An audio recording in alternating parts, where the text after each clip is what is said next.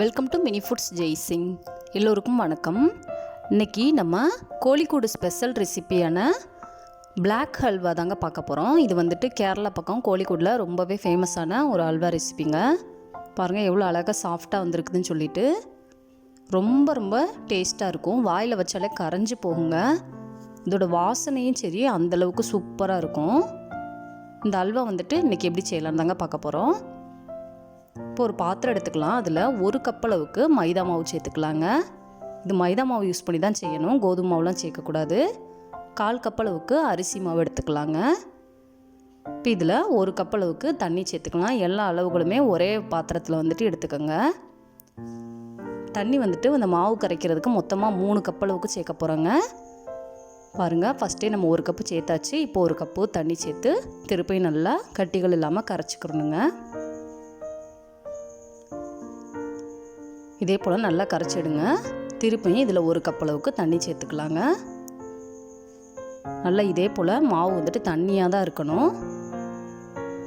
இது பாரம்பரிய முறைப்படி வந்துட்டு இது வந்துட்டு தேங்காய் பாலில் தாங்க கரைச்சி எடுத்துக்கிடுவாங்க. இப்போ வேறு ஒரு பாத்திரம் அடுப்பில் வச்சுட்டு அதில் 1.5 கப் அளவுக்கு நாட்டு சர்க்கரை சேர்த்துக்கிறேங்க. இதில் 1 கப் அளவுக்கு தண்ணி சேர்த்துக்கலாம். இப்போ இது வந்துட்டு கொதிச்சு வரட்டும். கொதிச்சு வந்ததுக்கப்புறம் இதை நம்ம ஃபில்டர் பண்ணி எடுத்துக்கிற போகிறோங்க. நம்ம இன்றைக்கி மாவு கரைக்கிறதுக்கு தேங்காய் பால் யூஸ் பண்ணாமல் வெறும் தண்ணியில் கரைச்சி எடுத்துகிட்டு தேங்காய் எண்ணெய் யூஸ் பண்ணி இந்த அல்வா செஞ்சுக்கிற போகிறோங்க. அப்போ தான் அந்த ஃப்ளேவர் வந்துட்டு நமக்கு நல்லா கிடைக்கும். நல்லா கொதிச்சதுக்கப்புறமா இதை வடிகட்டி திரும்பி அதே பாத்திரத்தில் ஊற்றியாச்சு. இப்போ நம்ம தண்ணியில் கரைச்சி எடுத்து வச்சுருக்கிற அந்த மாவையும் வந்துட்டு இதே போல் வடிகட்டி வச்சு ஊற்றிக்கணுங்க. அப்போ தான் அதில் இருக்கிற அந்த சின்ன சின்ன கட்டிகள்லாம் ஃபில்டர் ஆகி வந்துடும். அப்போ தான் நமக்கு அல்வா வந்துட்டு நல்லா ஸ்மூத்தாக கிடைக்குங்க. இப்போ அடுப்பை வந்துட்டு மிதமான தீயில் வச்சுட்டு இதை நம்ம வந்துட்டு கைவிடாமல் கலந்து விட்டுட்டே இருக்கணுங்க. இது பாரம்பரிய முறைப்படி பண்ணும் பொழுது தேங்காய் பால் வச்சு கலந்துக்கிடுவாங்க. கொஞ்சமாக மட்டும் நெய் சேர்த்து இந்த அல்வா பண்ணுவாங்க. நம்ம இன்றைக்கி வெறும் தண்ணியில் கலந்துட்டுக்கிறதுனால நம்ம இதில் தேங்காய் எண்ணெயும் சேர்த்து செய்ய போகிறோங்க. அந்த ஃப்ளேவர் வந்துட்டு நமக்கு கிடச்சிரும். பாருங்கள், ஒரு 10 நிமிஷம் கலந்து விடும் பொழுதே இதே போல் திக்காயிட்டு வரும். நீங்கள் தேங்காய் பால் யூஸ் பண்ணி பண்ணும் பொழுது தேங்காய் எண்ணெய் வந்துட்டு சேர்க்க தேவையில்லைங்க. பாருங்கள், இப்போ நல்லா திக்காய் வந்திருக்குது. இந்த அளவுக்கு திக்கானதுக்கப்புறமா இதில் 1/4 கப் அளவுக்கு தேங்காய் எண்ணெய் எடுத்து வச்சுருக்கிறேன். அதில் பாதி அளவுக்கு இதில் சேர்த்துடலாம். சேர்த்துட்டு இதே போல் மெதுவாக வந்துட்டு கலந்து விடுங்க. மொத்தமாக இந்த ஹல்வா செய்கிறதுக்கு நம்ம 1/4 கப் அளவுக்கு தேங்காய் எண்ணெயும் 1/4 கப் அளவுக்கு நெய் யூஸ் பண்ணிக்க போகிறோங்க. நீங்கள் தேங்காய் பாலில் கலந்தெடுத்திங்கன்னா 1/4 கப் அளவுக்கு நெய் மட்டும் யூஸ் பண்ணால் போதும். இப்போ நம்ம மிச்சம் இருக்கிற அந்த தேங்காய் எண்ணெயும் சேர்த்துக்கலாங்க. நல்லா அந்த எண்ணெய் நல்லா உறிஞ்சினதுக்கு அப்புறமா நம்ம இதை சேர்க்கணுங்க.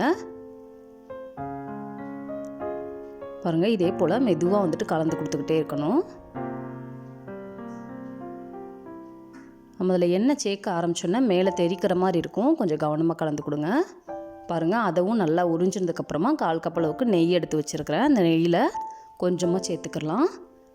சேர்த்துட்டு அடுப்பை வந்துட்டு மிதமான தீயில் வச்சுட்டு இதே போல் கலந்து கொடுத்துக்கிட்டே இருக்கணும். கொஞ்சம் பொறுமையாக செய்யணுங்க. அப்போ தான் நமக்கு வந்து டேஸ்ட் வந்துட்டு நல்லா கிடைக்கும். அந்த பதமும் வந்துட்டு நமக்கு கரெக்டான அளவில் கிடைக்கும். பாருங்கள், அல்வா வந்துட்டு ஓரளவுக்கு நல்லாவே திரண்டு வர ஆரம்பிச்சிருச்சு.